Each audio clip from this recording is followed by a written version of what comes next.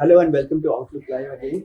We have with us Nidhi Sinha, editor of Outlook Money. The other big story, Nidhi, apart from the political ups and downs of today's result day, has been the stock markets. Yeah. The markets which were rallying so high, but really zooming in the last few days, in the Yeah. run up to the elections and even before. Hmm. Of course, they've all crashed today. It's I think down about 6% now. Yeah. So, how do you read this? Is it just a direct reaction to what is happening in the counting in the results? Yeah. So typically, Satish, what happens is on the same day of the election results, the market does react to the whatever the results are. But if you look at the long term, historically, it has been seen that the effect wanes as time goes by. So like at Outlook Money, we always say that when you are in the stock market, stay there for the long term. In fact, historical numbers also show that whenever a majority government is in, then the stock market does well for at least six months. Of course, there have been exceptions. Like 2019 was an exception because COVID came in soon after. But usually that happens. And this time, of course, there was a surprise. People were surprised about India Alliance doing so well. And that's why people were, in fact, Amit Shah said that the markets will rally on Yeah. June 4th and all of that. So people were in very high spirits. So this came as a shock to the market, because of which it's down almost 4,600 points now, more than 6%, like you said. Because it is also said that the markets really discount the elections a lot. It's not as if there is a direct correlation to Indian election, whether it's an assembly election or the national election. So this could, is it like some kind of a correction to on the downside, and which will soon maybe be rectified? So not really. Like I said, that on the election day, the market will react Will to such react, shocks. whether on the upside or the Yeah, downside. yeah. Any big event that happens, the market does react to it, and that is Hmm. how it has reacted today. Hmm. But when it comes to long-term investing or the long-term direction of the market, then there is no real need for worry, because the macroeconomic factors remain strong for India in terms of Yes. growth numbers and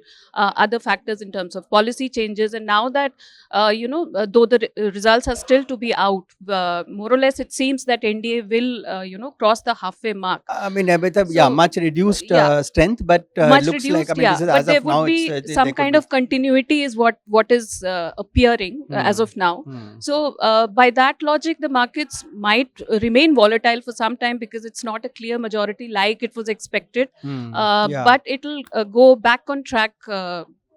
It is volatile, markets are It's valid, volatile, yeah. so But in a growing economy like ours, in a developing country with the economy growing the way it is, our markets have also expanded, isn't it? I mean, they have much more broad base now. A lot of people are investing. The sheer number of retail investors, I think, it has grown tremendously. So is that I mean, that is also a stabilizing factor.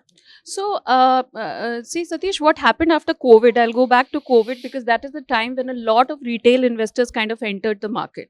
People who were not investing in equities earlier, they suddenly saw merit in investing in the stock market, and they entered this domain. So, apart from, of course, there are domestic institutional investors like mutual funds and other big investors. Mhm. But the retail strength has also kind of, added a lot of strength to the market in terms of the volume of the market. Yeah. So definitely retail investors will, the hope is that retail investors will continue to save, and they will continue to be in the market, because that kind of, they have a lot of trust in the market. Of course, they have to be wary about it also. Yeah. And those are the nuances, of course. But Yeah. in general, people have kind of understood that, stock markets is where they can really make money. Because the next question I wanted to ask is that the small investor, for him, I know it's good advice that you're giving, that who, if you are in the market, be invested, don't sort of do any knee jerk reaction. But for a small investor, it is quite scary. I mean, it sends a chill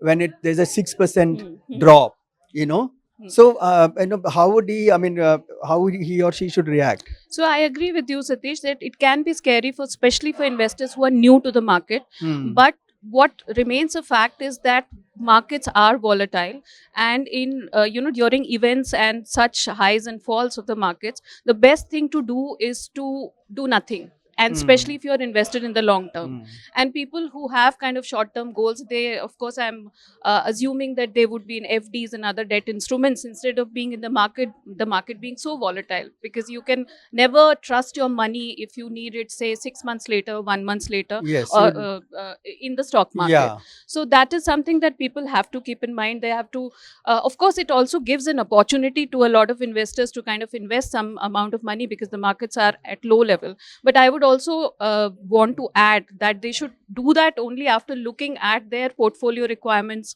when they need money next, and all of that. Hmm. And asset allocation is something that is very important to look at, And- because you do not want Yeah. excess equity in your portfolio in the long term. And I think in Outlook Money is one advice that you always keep giving to the small investor is maybe take the mutual fund route rather than the Yeah. direct.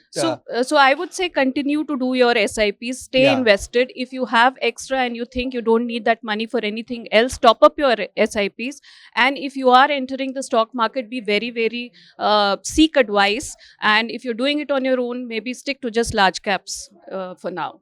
Okay, so I think the one or two main takeaways, from this little discussion is that the advice to the small investor is to stay invested. Don't get, no knee-jerk reaction to these ups Absolutely. and downs like this. Of course, as I said, it is scary, but hang on, hang in there. Yeah. And you're saying that the fundamentals are strong, the economy is growing, Yeah. and hopefully, what we have lost today should be gained in a few sessions. Yeah, absolutely. So in a maximum in a few weeks we would again we might see, because experts have been saying that, so many analysts have been saying that, because markets are robust. It's just an event based reaction that has happened today, what we see today.